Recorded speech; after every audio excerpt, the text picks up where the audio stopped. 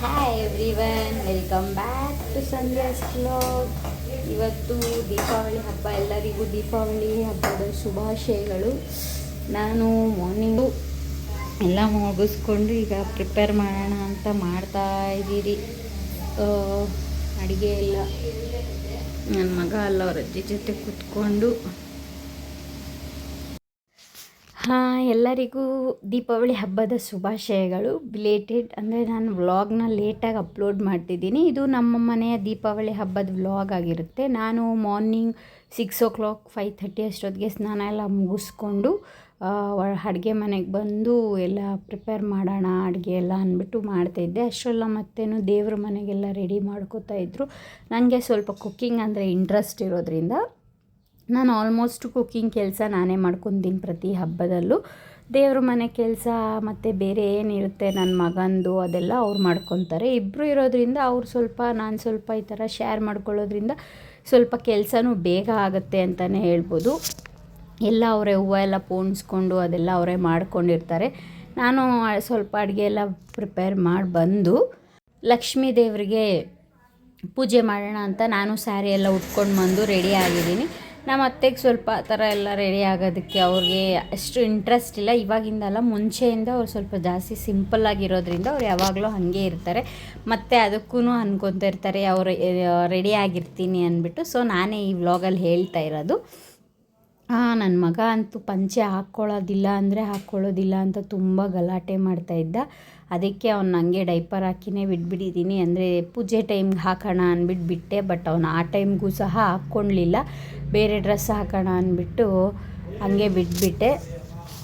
Next ಬಂದು ಅವನು ಎಲ್ಲದಕ್ಕೂ ಅಳ್ತಾನೆ. ಏನು ಬೇಕಂದರೆ ಅವ್ನಿಗೆ ಅದೇ ಬೇಕು. ಅವ್ನು ಯಾರೇನು ಇಟ್ಕೊಂಡಿರ್ತಾರೆ ಅದಕ್ಕೆ ಅದೇ ಬೇಕು ಅಂತ ತುಂಬಾ ಗಲಾಟೆ ಮಾಡ್ತಾಯಿರ್ತಾನೆ. ಮತ್ತು ಈ ದೀಪಾವಳಿ ಹಬ್ಬ ಬಂದು ಹೇಗೆ ಅಂತಂದರೆ ತುಂಬ ಒಬ್ಬೊಬ್ಬರು ಮನೇಲಿ ಒಂದೊಂದು ರೀತಿ ಪದ್ಧತಿ ಇರುತ್ತೆ. ಬಟ್ ದೀಪಾವಳಿ ಅಂತ ಬಂದಾಗ ತುಂಬಾ ಶ್ರದ್ಧೆ ಮತ್ತು ಭಕ್ತಿಯಿಂದ ಮಾಡಬೇಕು. ಅದು ತುಂಬ ವ್ರತ ಥರ ಅಂತಲೇ ಹೇಳ್ಬೋದು. ಅದಕ್ಕೋಸ್ಕರ ನಾವು ಕೂಡ ಇಲ್ಲಿ ಎಲ್ಲ ರೆಡಿ ಮಾಡ್ಕೊತಾ ಇದ್ವಿ. ಅಂದರೆ ನಾವು ಒಂದೊಂದು ಮನೆ ಒಂದೊಂದು ಮನೆ ಪದ್ಧತಿ ಒಂದೊಂದು ಥರ ಇರುತ್ತೆ. ಒಬ್ಬೊಬ್ಬರು ದೇವಸ್ಥಾನಕ್ಕೆ ಹೋಗಿ ಅಲ್ಲಿ ಗೌರಮ್ಮನ ಕೂರಿಸಿರ್ತಾರೆ. ಅಲ್ಲೋಗಿ ಏನಂತಾರೆ ದಾರಾನ ನೋಮ್ಕೊಂಡು ಬರ್ತಾರೆ ಅಂತ ಹೇಳ್ತಾರೆ. ಒಬ್ಬೊಬ್ಬರು ಮನೆಯಲ್ಲೇ ಕೂರಿಸ್ತಾರೆ. ಒಬ್ಬೊಬ್ಬರು ಸ್ವಾಮಿಗಳನ್ನ ಕರೆಸಿ ವ್ರತ ಥರ ಮಾಡ್ತಾರೆ.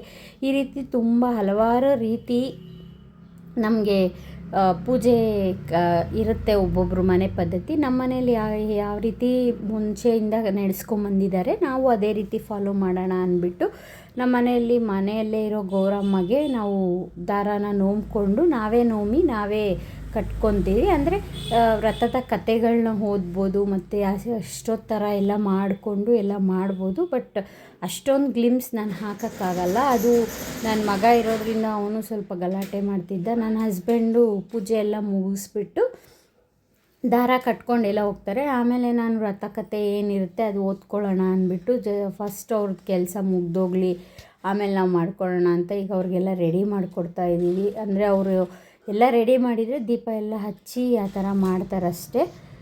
ಈಗೆಲ್ಲ ನಾವು ನೋಡಿ ಈ ಥರ ಒಬ್ಬೊಬ್ಬರು ಮನೆ ಪದ್ಧತಿ ಒಂದೊಂದು ಥರ ಇರುತ್ತೆ. ನಾವು ಈ ಥರ ಒಂದು ಮರದಲ್ಲಿ ಬಾಳೆ ಎಲೆ ಹಾಕಿ ಒಂದು ಚಿಪ್ ಬಾಳೆಹಣ್ಣು ಮತ್ತು ದಾರ ಏನಿರುತ್ತೆ ಅದು ಕಜ್ಜಾಯ. ಅಂದರೆ ಒಬ್ಬೊಬ್ರದ್ದು ರಾಶಿ ಇರುತ್ತೆ, ಒಬ್ಬೊಬ್ರದ್ದು ಎಣಿಕೆ ಇರುತ್ತೆ. ಈ ಥರ ಹಲವಾರು ರೀತಿ ಇರುತ್ತೆ ದೀಪಾವಳಿ.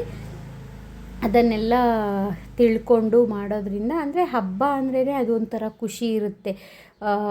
ಇವಾಗಿನ ಕಾಲದಲ್ಲೆಲ್ಲ ಹಬ್ಬ ಅಂತಂದರೆ ಆರಾಮಾಗಿ ಹೋಟೆಲ್ಗೆ ಹೋಗಿ ತಿಂದ್ಕೊಂಡು ಬಂದುಬಿಡೋಣ, ಯಾಕೆ ಸುಮ್ಮನೆ ಅನ್ನೋದು ಇದ್ದೇ ಇರುತ್ತೆ. ಬಟ್ ನಾವು ಅದನ್ನು ಫಾಲೋ ಮಾಡೋದ್ರಿಂದ ಒಂಥರ ಖುಷಿ ಅಂತಲೂ ಹೇಳ್ಬೋದು. ಮನೆಗೆ ಒಂಥರ ಗುಡ್ ವೈಬ್ಸ್ ಕೊಡುತ್ತೆ ಅಂತಲೇ ಹೇಳ್ಬೋದು.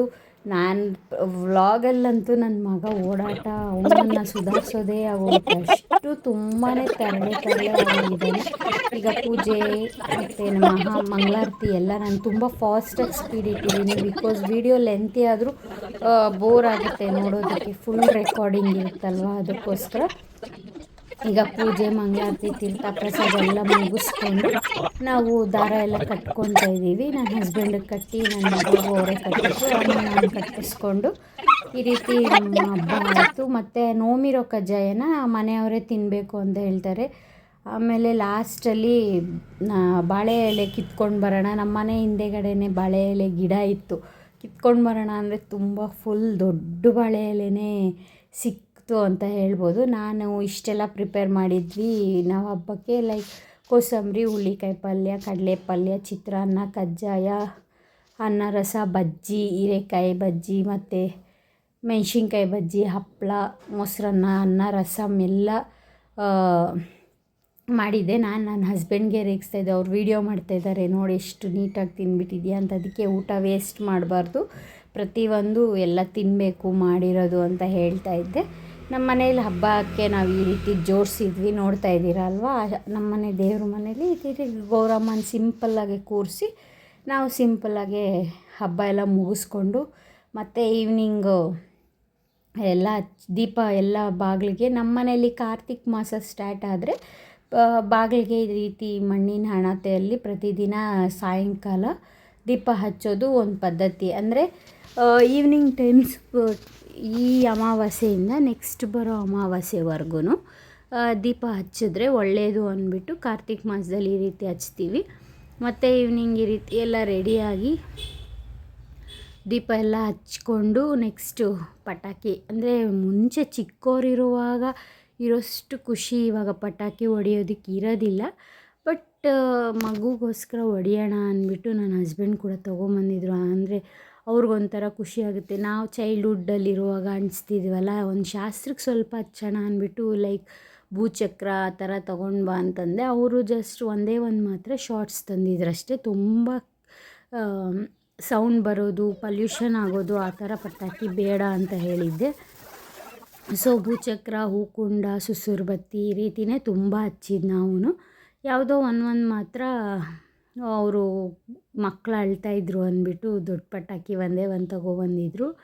ನನ್ನ ಮಗ ಕೂಡ ಆ ಒಳಗಡೆ ಅವನ ಬಾಂಬ್ ಸೌಂಡ್ಗೆ ನೋಡ್ತಾ ಇರ್ಬೋದು ಅವನ ರಿಯಾಕ್ಷನ್ ಯಾವ ರೀತಿ ಮಾಡ್ತಿದ್ದಾನೆ ಅಂದ್ಬಿಟ್ಟು. ಅವನು ಖುಷಿ ಪಡ್ತಾಯಿದ್ದಾನೆ, ಬಟ್ ಒಳಗಡೆನೇ ಇದ್ದಾನೆ, ಅದು ತುಂಬಾ ಸೌಂಡ್ ಬರುತ್ತೆ ಅಂದ್ಬಿಟ್ಟು ಅವನು ಒಳಗಡೆ ಮಚ್ಚಿಕೋತಾ ಇದ್ದಾನೆ ಆ ಸೌಂಡ್ಗೆ. ಬಟ್ ಬೇರೆ ಥರ ಪಟಾಕಿ ಎಲ್ಲ ಬಂದಾಗ ಅವನು ಬಂದು ಹೊಡಿತಾ ಇದ್ದ. ಎಲ್ಲರೂ ಮಕ್ಕಳೆಲ್ಲ ಬಂದು ಈ ಥರ ನಮ್ಮನೆ ಹತ್ರ ಹೊಡ್ಕೊತಾ ಇದ್ವಿ.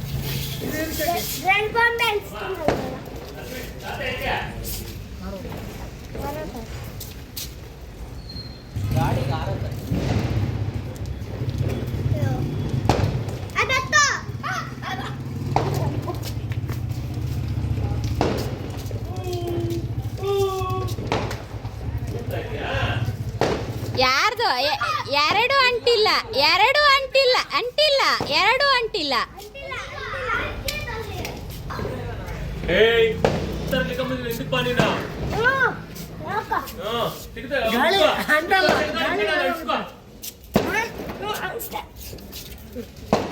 ಅಂಟ ಅಂಟ ಅಂಟ ಅಂಟ ಅಂಟ ಅಂಟ ಡಮ್.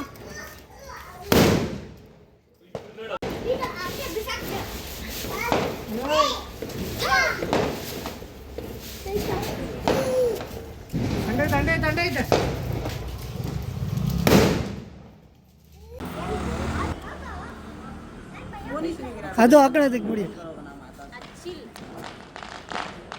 ಒಂದು ನಿಮಿಷ ಅಂಟಿತ್ತು. ಹಾಂ ಹಾಂ ಸೈಡ್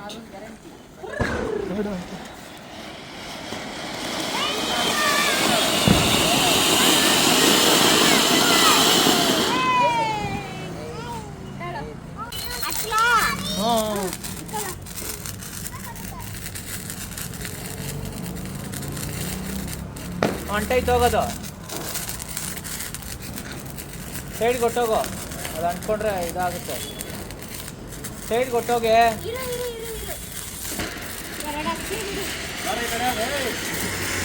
ಸಾಕೋಗಿ ಹತ್ತು ಕಡೆ ಮೇಲೆ ಬಿಡುತ್ತೆ.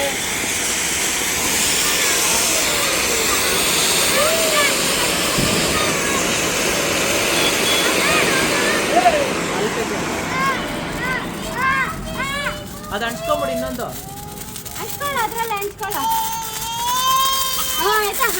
ಅಂತೆ ಮಾಡ ಬಾರ ಇಲ್ಲಿ ಬರ ಈ ಕಡೆ ಬರ ಬರ ಈ ರೀತಿ ಆಗಿತ್ತು ನಮ್ಮ ಮನೆಯ ಒಂದು ದೀಪಾವಳಿ ಹಬ್ಬ ಈ ವರ್ಷ. ಇದೇ ರೀತಿ ಎಲ್ಲರಿಗೂ ಬೆಳಕಿನ ಹಬ್ಬ, ತುಂಬ ಬೆಳಕನ್ನು ಕೊಟ್ಟು ನಮಗೂ ಕೂಡ ಬೆಳಕನ್ನು ಕೊಟ್ಟು ನಮ್ಮ ಆಸೆಯ ಎಲ್ಲವನ್ನು ಪೂರೈಸಿ ಇದೇ ರೀತಿ ಖುಷಿಯಾಗಿ ಇರೋಣ ಅಂತ ಹೇಳ್ತಾ ನನ್ನ ಒಂದು ಈ ವ್ಲಾಗ್ನ ಮುಗಿಸ್ತಾ ಇದ್ದೀನಿ. ಎಲ್ಲರೂ ನನ್ನ ಒಂದು ಚಾನಲ್ನ ಲೈಕ್ ಮಾಡಿ, ಶೇರ್ ಮಾಡಿ, ಕಮೆಂಟ್ ಮಾಡಿ, ಬೇಗ ಸಬ್ಸ್ಕ್ರೈಬ್ ಆಗಿ ನನಗೆ ಒಂದು ಸಪೋರ್ಟ್ ಕೊಡಿ ಅಂತ ಹೇಳ್ತೀನಿ. Thank you.